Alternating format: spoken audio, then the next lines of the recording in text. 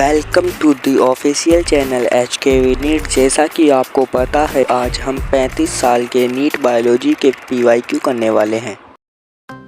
स्तंभ ए में दिए गई मद्दों का स्तंभ सेकंड की मद्दों से मिलान कीजिए और नीचे दिए गए विकल्पों में से सही विकल्प का चयन कीजिए। स्तंभ ए स्तंभ बी 2018 में पूछा गया। ऑप्शन नंबर बी सही होगा। इसका ए का है फोर्थ, ये ए है, इसका आएगा फोर्थ, तो मिला दीजिए फोर्थ। बी का है फर्स्ट, बी का है फर्स्ट, सी का है सेकंड, सी को मिला दीजिए। फिर डी का है थर्ड, डी का थर्ड मिला दीजिए। हो गया। स्तंभ में दी गई मद्दों का स्तंभ सेकंड की मद्दों से मिलान कीजिए, नीचे दिए गए विकल्पों में से सही विकल्प का चयन कीजिए। 2018 में पूछा गया ये। इसका राइट आंसर हो जाएगा ऑप्शन नंबर डी, ए का है फोर्थ। ए का आप लगा दीजिए फोर्थ, यहां से गया ये रहा। बी का है फर्स्ट, बी का आप लगा दीजिए फर्स्ट को। सी का है सेकंड, सी का आप सेकंड लगा दीजिए। डी का है थर्ड, डी का आप थर्ड लगा दीजिए। हो गया। निम्न में कौन सा कथन उचित है? 2017 में पूछा गया है। इसका राइट आंसर हो जाएगा ऑप्शन नंबर डी, नले पास की आरोही भुजा जल के लिए अपारगम्य है। स्तनधारियों में कौन सी रुधिर वाहिका सामान्यतः सबसे अधिक यूरिया वहन करती है? 2016 में पूछा गया है। राइट आंसर हो जाएगा यकृत सीरा। 2015 में पूछा गया है। मानव मूत्र आमतौर से अम्लीय होता है क्योंकि हाइड्रोजन आयन सक्रिय रूप में निस्यंदन से स्रावित हो जाते हैं। मानव नर में जनन और मूत्र प्रणाली की साझी अंतः वाहिका है। 2014 में पूछा गया है। राइट आंसर हो जाएगा ऑप्शन नंबर ए, मूत्र वाहिनी।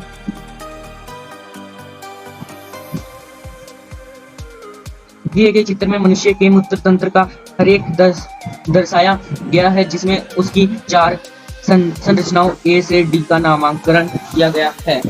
उस विकल्प को चुनिए जिसमें सही संरचना के साथ साथ उसकी सही विशिष्टता और कार्य को बताया है। ऑप्शन नंबर डी, ए अधिवर्ग ग्रंथि एड्रेनली वक्र के अग्रसिरे पर स्थित कैटेकोलामीन का स्रावण करती है, जो ग्लाइकोजन के अपघटन को उद्दीपित करती है। निम्नलिखित में से 2012 में है मेन में। निम्नलिखित में से वह कौन सा एक लक्षण है जो मानवों तथा वयस्क मेंढकों दोनों में समान पाया जाता है? यूरिया उत्सर्गी विधि का उत्सर्जन। नेफ्रॉन का वह कौन सा भाग है जिसमें गुच्छीय निस्यंदन में से विद्युत अपघट्यों तथा जल की अधिकतम मात्रा 70 से 80% का पुनः अवशोषण करता है? 2012 में पूछा गया। राइट आंसर हो जाएगा सी ऑप्शन, समीपस्थ संवलित नलिका। निम्नलिखित में से कौन सा एक मूत्रवाहिनियां मूत्रजनन वाहिनियों के रूप में कार्य करता है? मेंस में पूछा गया 2011 में। राइट आंसर हो जाएगा डी, नर मेंढकों में। 2011 में पूछा गया है। निम्नलिखित में से कौन सी एक संरचना वक्रीय पिरामिड का भाग नहीं है? राइट आंसर हो जाएगा ऑप्शन नंबर सी, संग्राहक वाहिनियां। आपने हमारे टेलीग्राम चैनल HKV नीट को आपने अभी तक ज्वाइन नहीं किया है तो ज्वाइन कर लीजिए।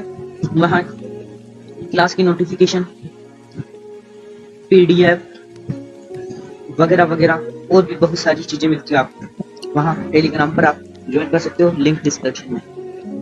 निम्नलिखित में से किस एक में मानव नेफ्रॉन के एक विशिष्ट भाग का कार्य सही बताया गया है? 2011 में पूछा गया है। राइट आंसर हो जाएगा ए ऑप्शन।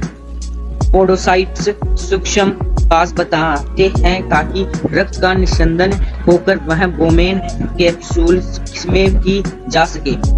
गुद्रों के कार्य के नियमन के संदर्भ में निम्नलिखित में से कौन सा एक कथ्य सही है? 2011 में पूछा गया है। ऑप्शन नंबर ए राइट हो जाएगा। जब कभी कोई बहुत ज्यादा से पानी पीता है तब ADH का विमोचन घट जाता है। मानव वक्रों द्वारा उत्सर्जन के स्तंभन में निम्नलिखित में से कौन सा एक कथन सही है? 2010 में पूछा गया है। ऑप्शन नंबर सी केशिकाओं गुच्छ निस्संदन का लगभग 99% भाग वक्र नलिकाओं द्वारा पुनः अवशोषित की होता है। मानवों में प्रधान नाइट्रोजन उत्सर्गी यौगिक का संश्लेषण 2010 में आया हुआ है question. Option number D right हो जाएगा इसका। यकृत में होता है तथा उसका अधिकांश उत्सर्जन वक्रों के द्वारा होता है। 2010 में पूछा गया है।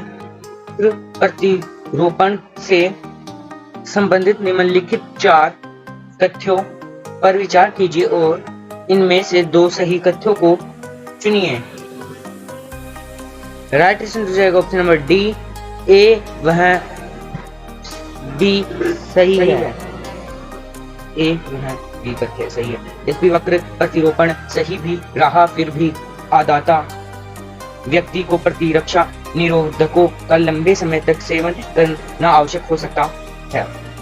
कोशिका माध्यमिक प्रतिरक्षा अनुक्रिया निरोप अस्वीकृत के लिए उत्तरदायी होती है। यदि मूत्राशय की दीवार में फैलाव ग्राही पूरी तरह निकाल दी गए हो तो क्या होगा? 2009 में पूछा गया है। राइट आंसर हो जाएगा ऑप्शन नंबर सी लगातार मूत्रण होता रहेगा। अंद्रिथीन चक्र में निम्न में से कौन से अपशिष्ट पदार्थ रक्त से पृथक कर दिए जाते हैं? 2005 में पूछा गया है क्वेश्चन। राइट आंसर हो जाएगा ऑप्शन नंबर सी CO2 वह है अमोनिया। एक व्यक्ति लंबे समय तक उपवास रखता है, उसके मूत्र में किसकी मात्रा असमान होगी? 2005 पूछा गया है।